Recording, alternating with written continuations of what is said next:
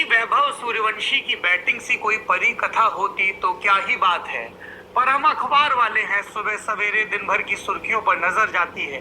कभी supreme court से खबर आ रही है नागरिकता और वोटर पात्रता को लेकर, तो कभी खबर आ रही है कि बकरीद के पहले किस तरह से देश के चुनिंदा हिस्सों में तनाव है।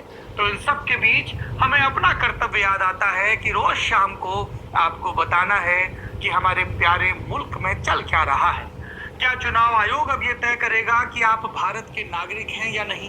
क्या वोटर लिस्ट में नाम न होने का मतलब है कि आप इस देश के नागरिक नहीं हैं?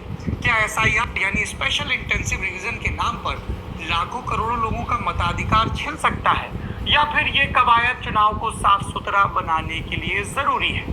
इन सारे सवालों के जवाब 27 मई को सुप्रीम कोर्ट ने दिए।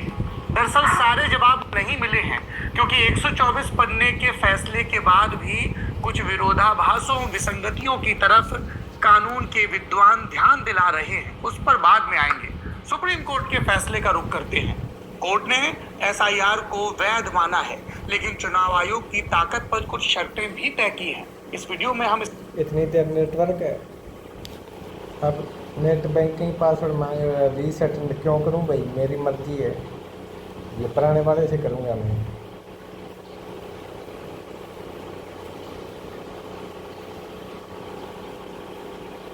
के बारे में विस्तार से जानेंगे। ये भी जानेंगे कि मताधिकार पर क्या फर्क पड़ेगा, चुनाव आयोग को कितनी छूट मिली है, और जिन लोगों के नाम बिहार की वोटर लिस्ट से कट गए हैं उनके पास अब क्या विकल्प है।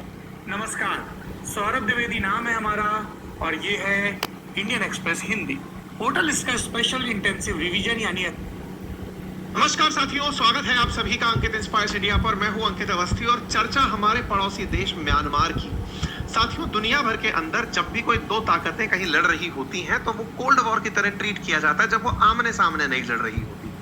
भारत एशिया के अंदर एक रीजनल पावर है और ऐसी स्थिति में चाइना के साथ वो वॉर असल में म्यांमार में लड़ रहा है। आज के सेशन में चीन और भारत कैसे इनडायरेक्टली म्यांमार के अंदर खेल रहे हैं चर्चा करेंगे। बिल्कुल वैसे ही जैसे चाइना पाकिस्तान के पीछे चिपके खेल रहा था, बिल्कुल वैसे ही जैसे रशिया यूक्रेन में यूक्रेन के पीछे अमेरिका खड़ा था, बिल्कुल वैसे ही जैसे तमाम दुनिया के देशों में ईरान इजराइल की अगर कहानी देखो तो ईरान के पीछे दुनिया में से चाइना वाले आकर खड़े हुए हैं, रशिया वाले आके खड़े हुए हैं, इजराइल के पीछे अमेरिका खड़ा हुआ है। तो यानी कि लड़ कोई और रहा होता है, लड़ा कोई और रहा होता है। कुछ वैसा खेला इन दिनों म्यांमार में चल रहा है। थोड़ा सा मैं म्यांमार के बारे में आपको बता देता हूं, मैप के साथ से समझते हुए चलते हैं। भारत का पूर्वोत्तर भारत वाला जो क्षेत्र है उसके साथ और अगर पूर्व की तरफ चलते हैं तो एक देश है जिसका नाम म्यांमार है। म्यांमार जिसको आप पहले बर्मा के नाम से जानते थे, न्यायमिटॉ इसकी यहाँ की राजधानी है। म्यांमार का हल्का सा बॉर्डर जो बांग्लादेश के साथ भी लगता है। म्यांमार के ये वाले जो बॉर्डर एरियाज हैं जो भारत के पूर्वोत्तर राज्यों से लगते हैं, इन एरियाज में भारत के द्वारा मल्टीपल टाइम एयर स्ट्राइक्स की गई हैं जो आपने कई बार सुनी भी होंगी।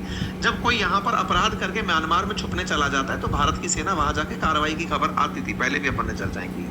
ये जो बॉर्डर एरिया है ना, ये भारत के लिए भी बड़ा सेंसिटिव है और ये हमने पहले भी कई बार डिस्कस किया है। आज और चर्चा करते हैं थोड़ा सा ये समझते हुए कि इधर जो खेल हो रहा है रेयर अर्थ को लेकर के, रेयर अर्थ मिनरल्स को लेकर के, उस खेल में भारत वर्सेस चाइना कैसे म्यांमार में हो रहा है, आइए उस तक पहुंचते हैं। इस कहानी में चीन के बॉर्डर पर जैसे अभी तक की चर्चा चलती थी, यहां से म्यांमार का एक जो एरिया है, जैसे देखो म्यांमार ऐसी स्ट्रेटेजिक लोकेशन पर बैठा हुआ है जिसके एक तरफ भारत है और एक तरफ चाइना है।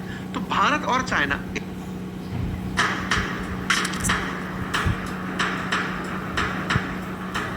मार्को रूबियो को अच्छे से सुनाया गया है भारत की सिक्योरिटी एस्टैब्लिशमेंट के द्वारा। इनकी एक मीटिंग जो है वो अजीत डोवल के साथ भी कराई गई और अजीत डोवल के साथ जो मीटिंग हुई उसमें जो हमारी इंफॉर्मेशन है इनको बहुत कुछ क्लियरली बताया गया है। एनसीईआरटी ने खुद को बचाने के लिए हमारी बलि दे दी, ये कहना है प्रोफेसर मिशेल डेनिनो का। डेनिनो एनसीईआरटी की उस कमेटी के चेयरमैन थे जिसने क्लास 8 की सोशल साइंस की किताब तैयार की। लेकिन जब किताब के एक चैप्टर में न्यायपालिका में भ्रष्टाचार और देरी का जिक्र हुआ तो पहले अपडेट मांगता था, अब प्रोसेसिंग भी दिखा रहा है पुराने ऐप से, एचडीबीसी वाला।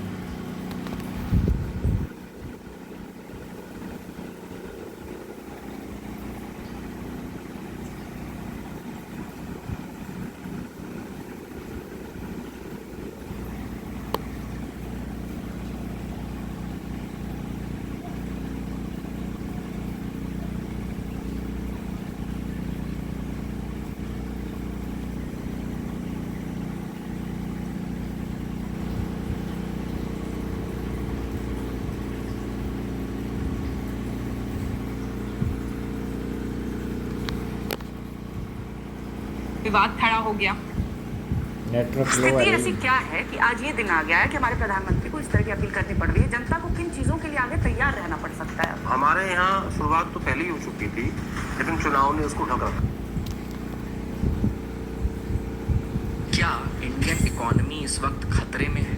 हमारी अर्थव्यवस्था धीरे धीरे अनस्टेबल होती जा रही है, क्योंकि बहुत देश के युवाओं का एक वर्ग है जो खपा है और कह रहा है कि सही मुद्दों पर बात करो। और ये सही मुद्दे क्या है? जाहिर तौर पर देश की अर्थव्यवस्था, इकोनॉमी की हालत इससे ज्यादा जुड़े हैं। इस पर एक जरूरी लेख